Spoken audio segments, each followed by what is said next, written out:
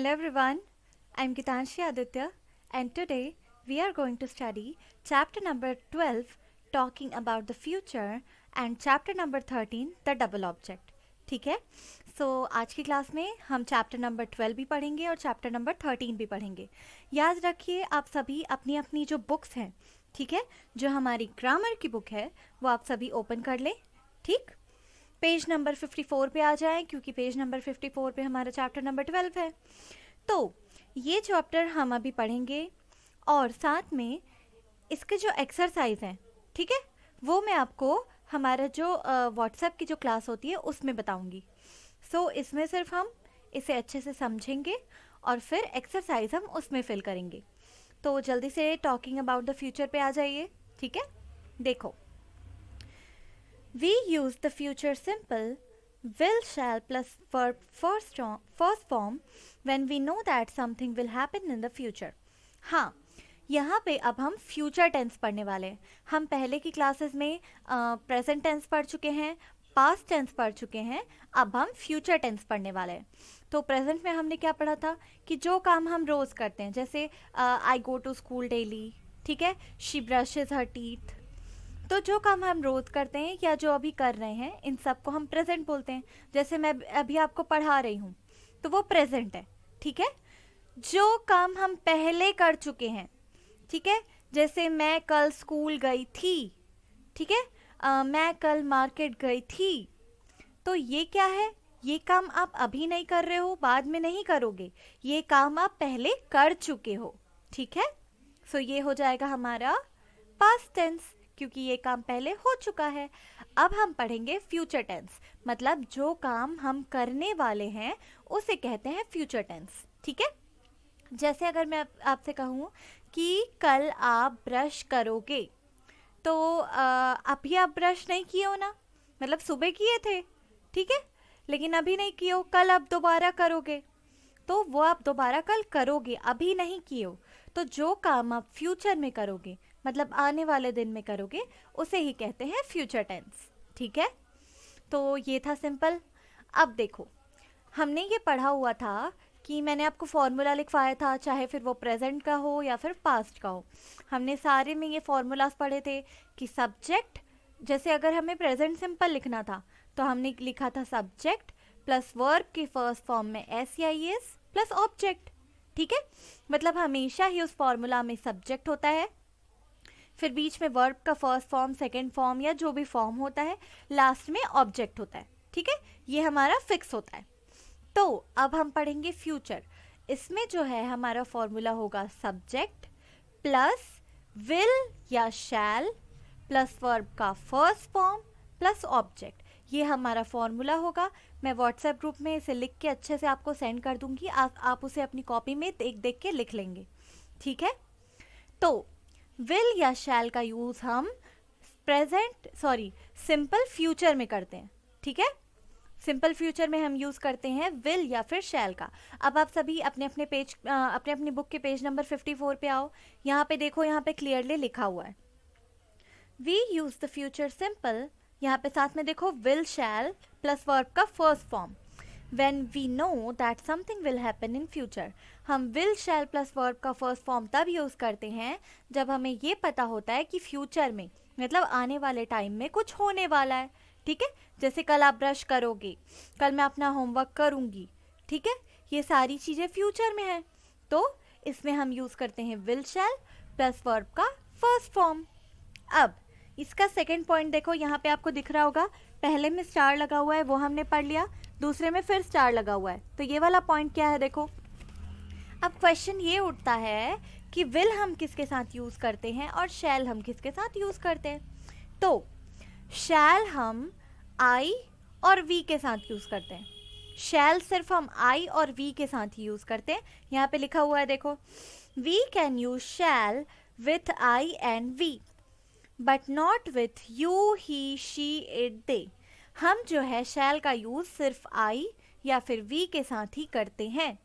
Will का use हम क्या के साथ करते हैं? बाकी जितने बचे, जैसे ही, शी, इट, दे, और आई के साथ भी हम विल का यूज कर लेते हैं.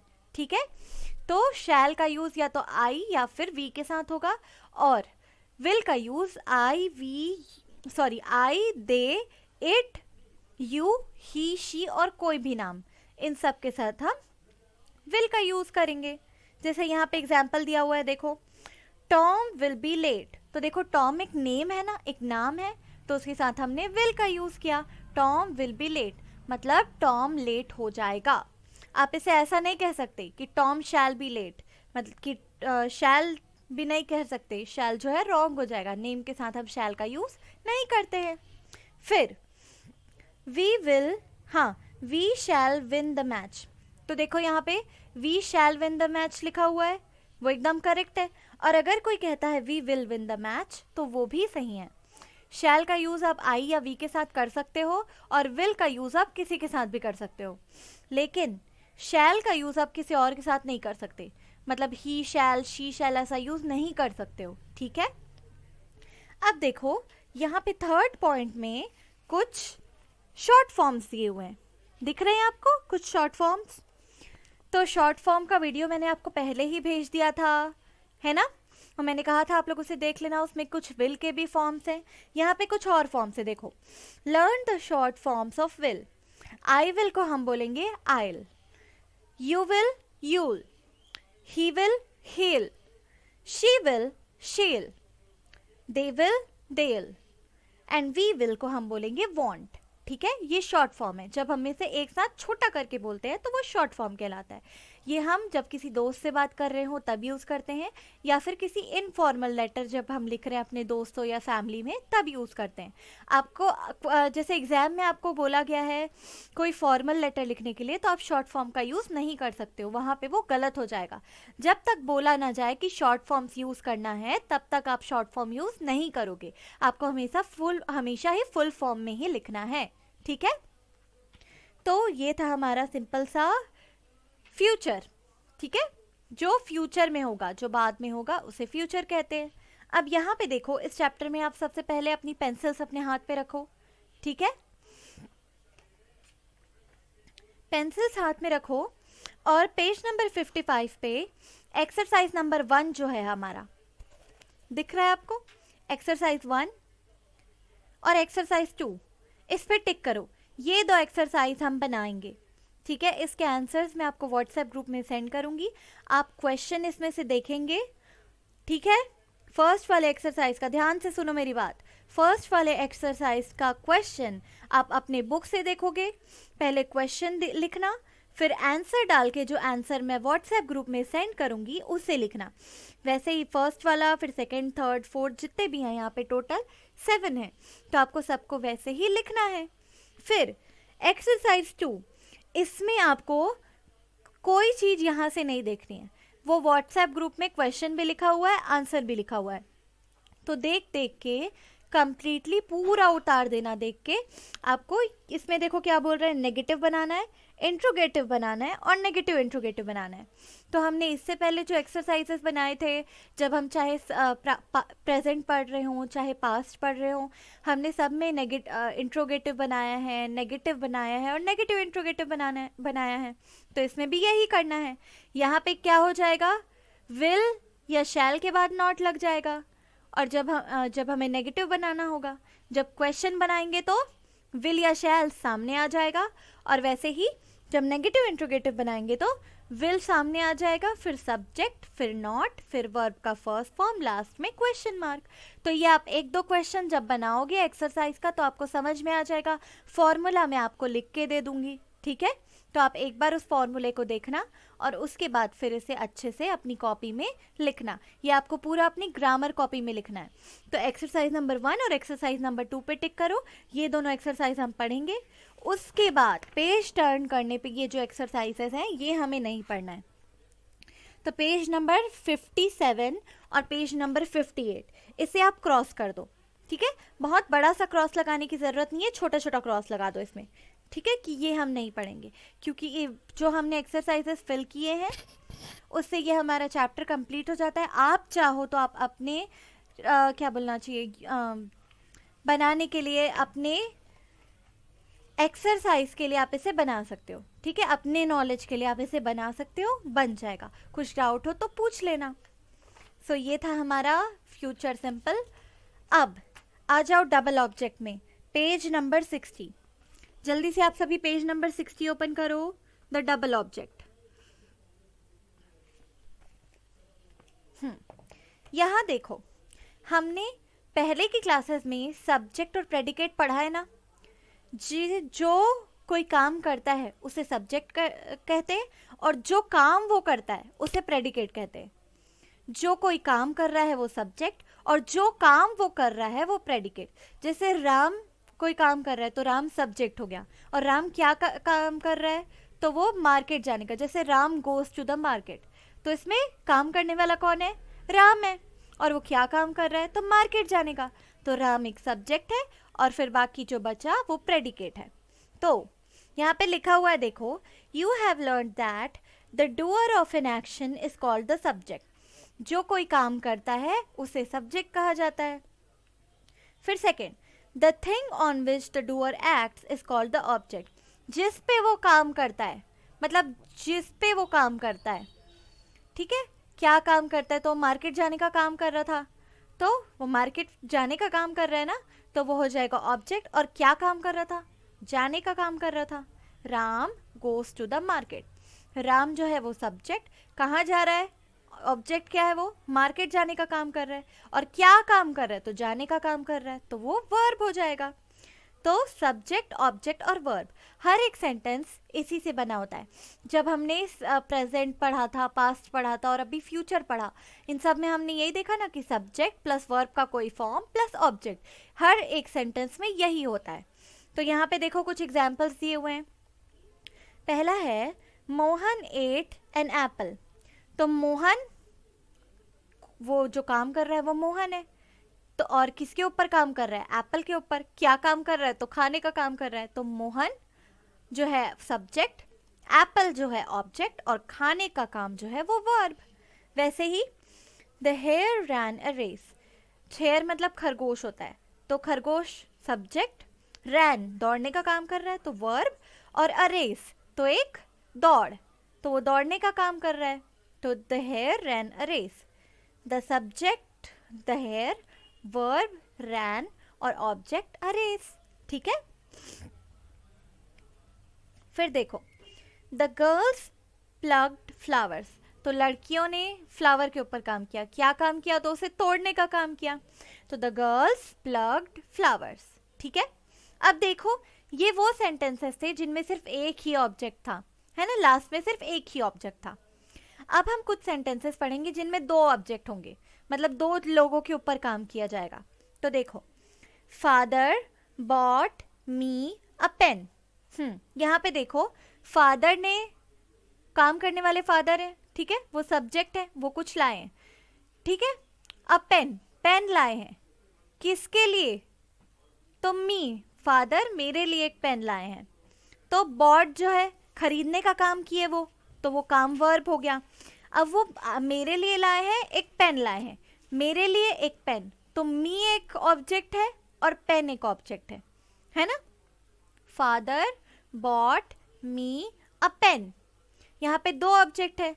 फादर जो है पेन तो लाए हैं, लेकिन किसके लिए लाए हैं, मेरे लिए लाए हैं, इसलिए यहाँ पे दो ऑब्जेक्ट है। पहला ऑब्जेक्ट मैं, और फिर अ पेन। वैसे ही Radha wrote her father a letter.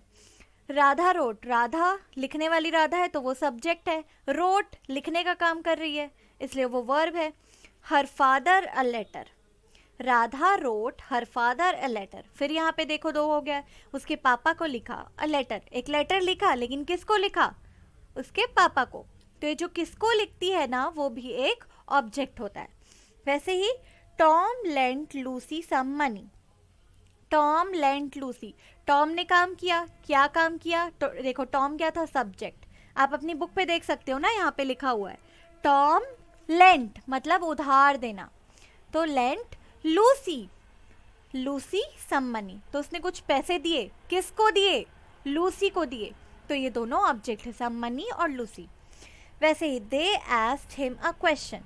दे यहाँ पे सब्जेक्ट हो गए, वो लोग कोई काम कर रहे हैं ना, क्या काम कर रहे हैं, आस्क, पूछने का, तो पूछना वर्ब हो गया। फिर हिम अ क्वेश्चन, क्वेश्चन तो पूछा, लेकिन किससे पूछा, हिम, तो उससे पूछा, तो यहाँ पे हिम और अ क्वेश्चन दोनों जो है वो सब्जेक्ट हो गए, सॉरी ऑब्जेक्ट हो गए।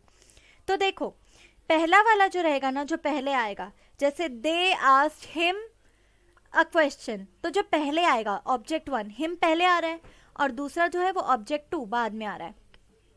तो हिम जो है वो ऑब्जेक्ट वन है, उसे इनडायरेक्ट ऑब्जेक्ट कहा जाता है, और ऑब्जेक्ट टू जो है उसे डायरेक्ट ऑब्जेक्ट कहा जाता है। तो देखो सारे एग्जाम्पल जो है पिंक बॉक्स में, मी पहले वाले में मी जो है वो एक ऑब्जेक्ट वन है, हर फादर ऑब्जेक्ट वन है, लूसी ऑब्जेक्ट वन है, हिम ऑब्जेक्ट वन है। तो ये सारे इनडायरेक्ट ऑब्जेक्ट है, मतलब उन पे डायरेक्टली काम नहीं किया जाता।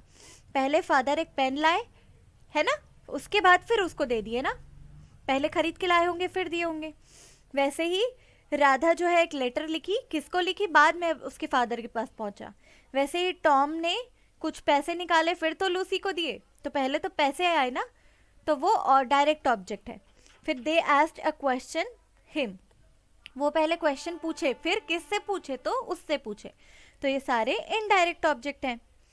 तो इसमें देखो क्या बोल रहा है, इनडायरेक्ट ऑब्जेक्ट एक नाउन भी हो सकता है और एक प्रोनाउन भी हो सकता है। नाउन मतलब जैसे कोई नाम, टॉम, शीला, लूसी, ये सारे नाम हैं, या फिर आगरा, ताजमहल, जो भी हो सकता है, पेन, पेपर, सॉरी कोई नाउन भी हो सकता है और कोई प्रोनाउन भी हो सकता है, जैसे it, him, she, he, him, ये कुछ भी हो सकता है। और डायरेक्ट ऑब्जेक्ट जो होता है वो हमेशा ही एक नाउन होता है, कोई नाम होता है, ठीक है। तो ऑब्जेक्ट वन जो है वो क्या है, इनडायरेक्ट ऑब्जेक्ट, और ऑब्जेक्ट टू डायरेक्ट ऑब्जेक्ट। अब यहाँ पे देखो क्या बोल रहे हैं, जैसे अब इसको देखो वैसे ही फिर से लिख दिया है। अब क्या किया है, नेक्स्ट पेज में आओ, नेक्स्ट पेज में आओ। सेम एग्जाम्पल, जब यहाँ पे ऑब्जेक्ट वन और ऑब्जेक्ट टू लिखा था, अब यहाँ पे इनडायरेक्ट ऑब्जेक्ट और डायरेक्ट ऑब्जेक्ट लिख दिया। तो फिर से देखो, father bought me a pen, तो पहले इनडायरेक्ट ऑब्जेक्ट फिर डायरेक्ट ऑब्जेक्ट। वैसे ही Radha wrote her father a letter, तो हर फादर इनडायरेक्ट ऑब्जेक्ट और a letter direct object. Tom lent Lucy some money, तो लूसी डायरेक्ट इनडायरेक्ट ऑब्जेक्ट और some money direct object.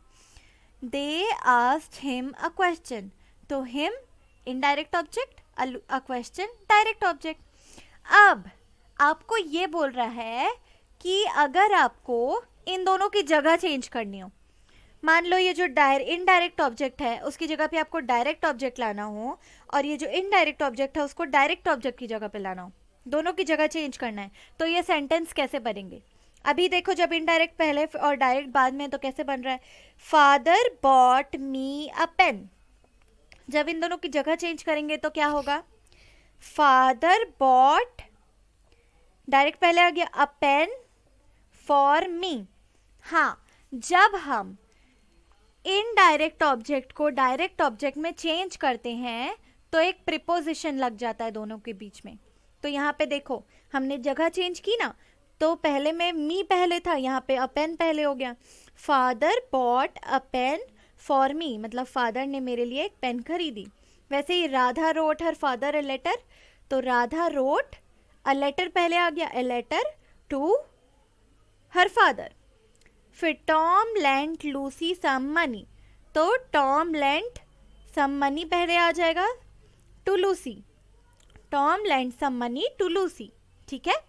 वैसे ही they asked him a question, तो him की जगह पे अ क्वेश्चन आ जाएगा, तो they asked a question from him, मतलब उन्होंने उससे क्वेश्चन पूछा। तो जब भी आप डायरेक्ट ऑब्जेक्ट को इनडायरेक्ट ऑब्जेक्ट से पहले लगाओगे तो एक प्रीपोजिशन लग जाएगा, और जब भी आप इनडायरेक्ट ऑब्जेक्ट को डायरेक्ट ऑब्जेक्ट से पहले लगाओगे तो वो प्रीपोजिशन हट जाएगा, ठीक है। ये आपको अगर अच्छे से ना समझ में आया हो तो आप इस वीडियो को दोबारा देखो, और साथ में ये जो है ना बार बार अपनी बुक पे अच्छे से ध्यान दो, जिससे आपको और अच्छे से ये समझ में आएगा, ठीक है। इसके जितने भी एक्सरसाइजेस हैं वो मैं आपको व्हाट्सएप ग्रुप में भेज दूंगी। पेज नंबर 62 पे आओ। पेज नंबर 62 का जो थर्ड एक्सरसाइज है, पेज नंबर 62 में जो थर्ड एक्सरसाइज है उसे क्रॉस कर दो, बस थर्ड एक्सरसाइज को ही क्रॉस करना, बाकी कुछ को नहीं। ये जो थर्ड वाला दिख रहा है ना, इसे क्रॉस कर दो। बाकी उसके बाद वाला जो 4th और 5th है वो हम बनाएंगे, और वैसे ही जो 1 और 2 है वो भी हम बनाएंगे। सो इसके साथ हमारा टॉकिंग अबाउट द फ्यूचर और डबल ऑब्जेक्ट कंप्लीट हो गया। इसके एक्सरसाइजेस मैं आपको व्हाट्सएप ग्रुप में अभी सेंड कर रही हूँ। सो आप इसे देख देख के अच्छे से क्वेश्चन के साथ अपनी नोटबुक में लिख लें। अगर ना हो पाए बचे हुए टाइम में, अगर कंप्लीट ना हो, तो आप अपने घर से इसे अच्छे से लिखें और होमवर्क टाइम पे सेंड करें। सो ये चैप्टर हमारा कंप्लीट हो चुका है। That is all for today. Thank you very much. अगर वीडियो अच्छा लगा हो सो लाइक करें, शेयर करें एंड सब्सक्राइब करें। Thank you. Bye bye.